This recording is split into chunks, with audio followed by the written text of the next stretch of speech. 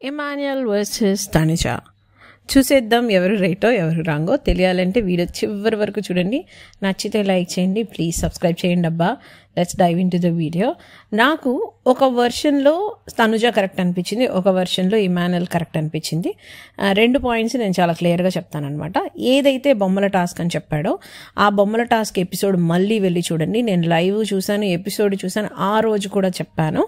నాకు నిజంగానే తనుజ అప్పుడు వరకు రాము కోసం ఫైట్ చేసి, అంటే రీతు అంటే నీకు ఇప్పుడు డిజర్వింగ్ క్యాండిడేట్ వేయాలా, ఏదో సపోర్ట్ తీసుకొని ఆడిన వాళ్ళు చేయాలని ఒక పాయింట్ రేస్ చేస్తుంది అనమాట ఆ రోజు.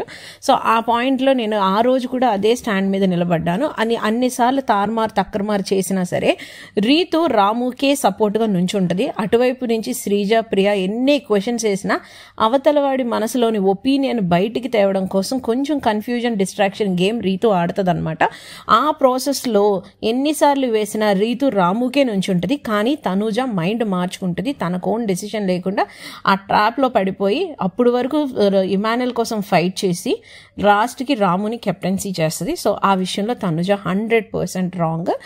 బట్ ఇక్కడ ఇమాన్యుయల్ నాకు ఇద్దరిలో ఎవరైనా ఓకే అని అంటాడే కానీ కన్ఫామ్గా నేనే అవ్వాలి అనే క్లారిటీ కూడా ఇవ్వడు అనమాట. సో అంటే ఇద్దరు క్యారెక్టర్ లేదా వాళ్ళిద్దరు పర్సనాలిటీ గురించి వస్తే తనుజ కూడా డబుల్ గేమ్ డబుల్ స్టాండర్డ్గా ఆడింది, ఇమాన్యుయల్ కూడా డబుల్ గేమ్ డబుల్ స్టాండర్డ్గా ఆడాడని చెప్తాను. బికాజ్ ఆ కాన్వర్జేషన్లో సంజన గారు, మనీష్ ఇద్దరు ఉన్నప్పుడు ఇట్స్ ఓకే రా, నీకు కెప్టెన్ అవ్వాలని ఉంటే కెప్టెన్ అవ్వాలి, లేకపోతే ఇంట్లోకి పోవాలని ఉంటే ఇంట్లోకి వెళ్ళాలని చెప్పొచ్చురా, అలా ఎందుకు ఇలా ముక్కు ఏదంటే ఇలా చూపిస్తున్నా అని కూడా ఇమాన్యుయల్కి చెప్తుంది. సో ఇమాన్యుయల్ ఫస్ట్ నుంచి పావు చావకూడదు, కర్ర ఇరగకూడదు అన్నట్టుగానే ఆన్సర్స్ చెప్పాడు. దాన్ని మరి సేఫ్ అంటారా అంటే 100% సేఫే. బికాజ్ అదే విషయం నిన్న కూడా, అంటే అదే పర్సనాలిటీ ఏదైతే ఇమాన్యుయల్ అలా చేస్తున్నాడో అదే క్యారీ ఫార్వర్డ్ అవుతూ వచ్చింది. అది ఇప్పుడు లాస్ట్కి నిన్న కళ్యాణ్కి ఇచ్చిన టికెట్ విషయంలో బెడుసు కొట్టి ఇప్పుడు సేఫ్ గేమర్ ఇమాన్యుయల్ అని అన్నారు. సో అది తన పర్సనాలిటీగానే ఉంది ఫస్ట్ నుంచి. మరి ఎంతమంది నోటీస్ చేస్తారో తెలియదు, I have been noticing that అనమాట. తనుజ కూడా అంతే. She cannot take a proper decision, she is very easy to get manipulated. తన వర్డ్స్తో తన అవతలని ఎంత మ్యానిపులేట్ చేసి క్యూట్గా నిజంగానే మనిషి అన్నట్టు ముద్దమందారం లాగా క్యూట్గా మంచి మాటలతో చెప్పి ఎలా మాయ చేస్తుందో 100% తను కూడా అలానే మ్యానిపులేట్ అయిపోతుంది ఎవరన్నా చెప్తే.